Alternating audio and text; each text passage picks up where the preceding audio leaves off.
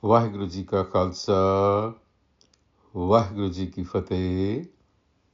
Welcome to this segment of Code Gurbani's a-sabad-a-day. Our recitation continues from the Nasiri Mahalla Panjwa, composition of the fifth Nanak, Gur Arjan, and the recitation verse by verse. Dhanasari Mahalla Panjwa, तुम दाते ठाकुर प्रतपालक, नायक खसम हमारे, निमख निमख तुम ही प्रतिपाल हो, हम बारिक तुमरे तारे.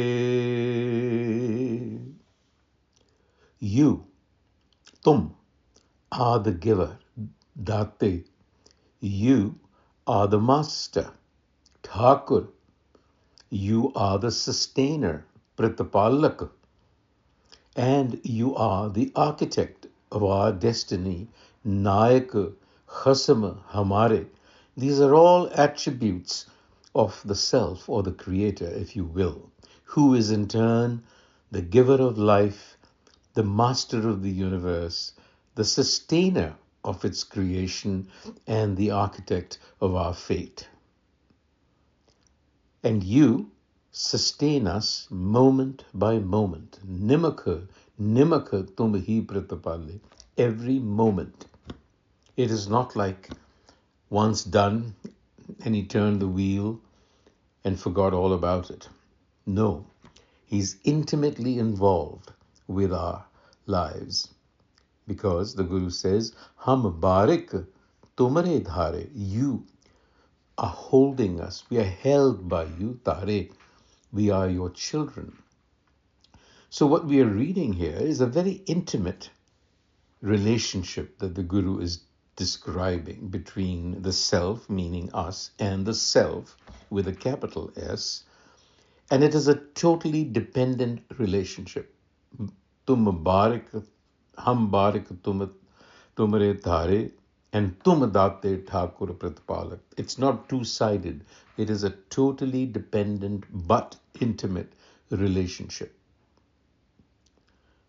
That's what we have to understand, that the source of our creation is intimately involved with us, moment by moment.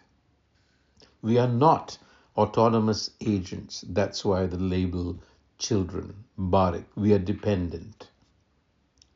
So what the verse would suggest is for us to move away from the pride we take in our autonomy, or at least perceived autonomy, and to very clearly understand that we are dependent. In the Rahau,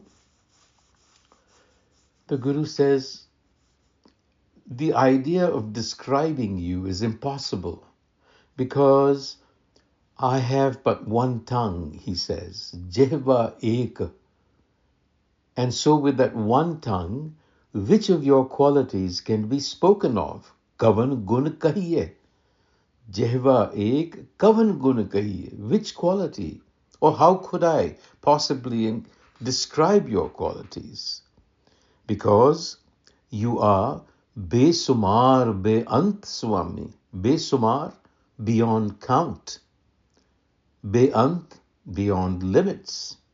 Swami, the master. Tero ant na kinhi laye. You cannot be measured. You're unfathomable. So the idea is that the tongue symbolizes the limits of language. What is being said here is that language is inadequate to express the depth of the mystery of the self, which is intimate, in us, near us, yet there is an essence that is unknowable.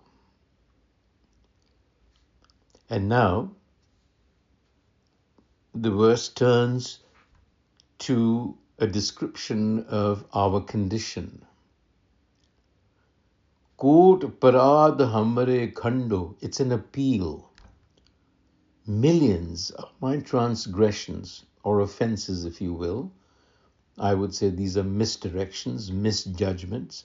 Kot parad hamare khando. This is a plea, a petition. Please dissolve my millions of transgressions. Anik bidhi samajhao. Teach us in every which way possible, with any method. In other words, there isn't one method. With whatever method, teach us. Anik bidhi samajhao. Instruction. Hum agyan alapamat thodi. Because we are ignorant, limited in our understanding, and shallow in our thinking.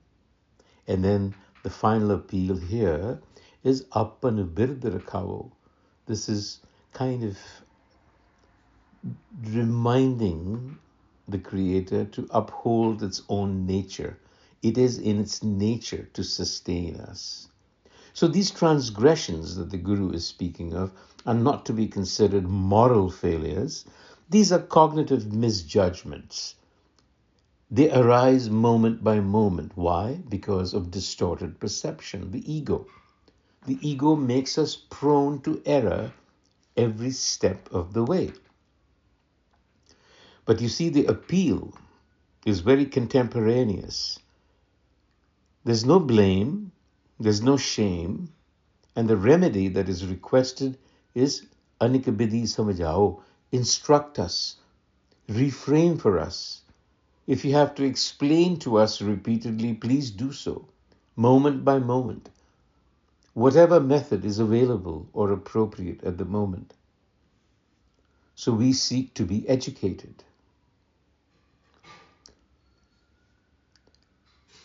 The next verse, Tumri saran, tumari asa, tum hi sajan suhele, rakho rakhan har dayala, nanak karke gole.